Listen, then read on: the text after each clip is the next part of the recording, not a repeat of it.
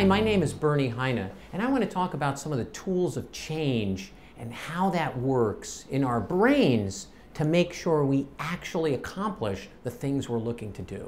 So the first one is, if we've decided we want to go on a different direction, we're going to change the way we're running our business, running our lives, the first thing we need to do is establish some goals. But too often people will have a very vague goal. I want to lose weight. I want to grow my business. But how much? By when? So we need to use SMART goals to define that so that we're able to really measure it and know and be able to track it so that we know we're making progress. So SMART, the first letter is S for specific. It's not just a general thing, it's very specific, like adding $100,000 of revenue to the top line. And then it needs to be something that's measurable. In this case, if it's money, that's very measurable. And then we have to know that it's achievable. So setting very unrealistic goals can also be demotivating. So is it an achievable goal? It's $100,000 the right number. Maybe it's $10,000. What's the number that's an achievable goal? And then the next one is the R for results oriented. Is it something that's going to give a result to my business? Certainly growing the revenue by $100,000 would be a good result. And then the final one is the T for time bound. So do I know when I'm going to achieve that goal? By the end of the first quarter, by the end of the second quarter, by the end of the year? What's the timing? So that I have a very crisp goal. So this year I'm going to increase the revenue of the company by $100,000 by the end of the year. That would be a SMART goal for my revenue.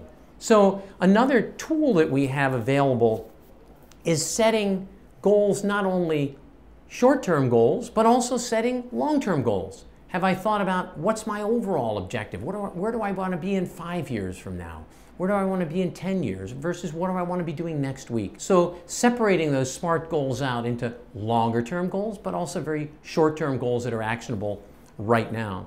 Another thing that often holds people back is that we don't believe in ourselves. We don't believe we can do things. So a tool that we can use for that is called Affirmations. So listing out, let's say, 20 things that you really love about yourself.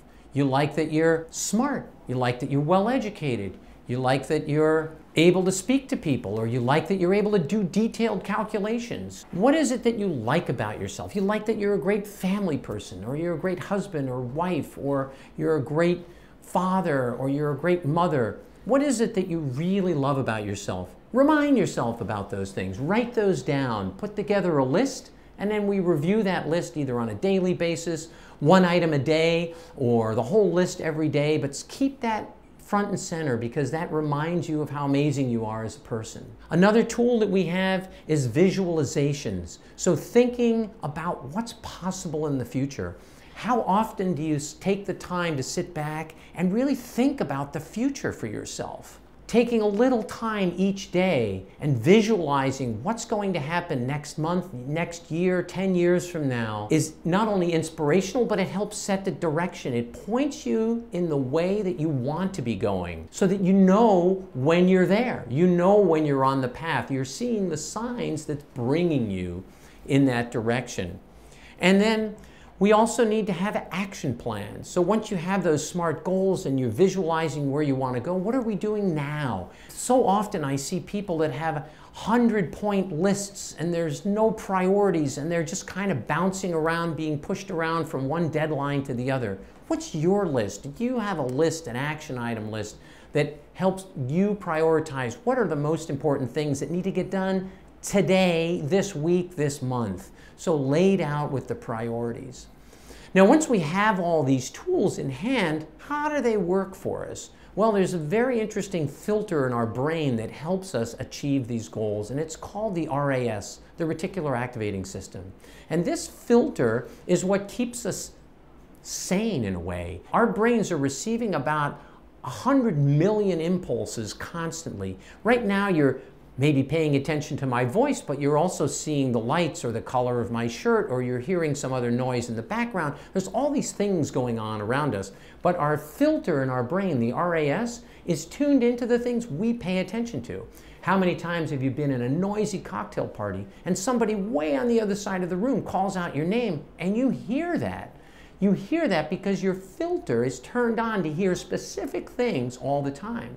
Or you buy a new car and all of a sudden you notice everybody has that car. You see that car 10 times a day. You never noticed it before. But now that you own one, your brain is filtered to look for that.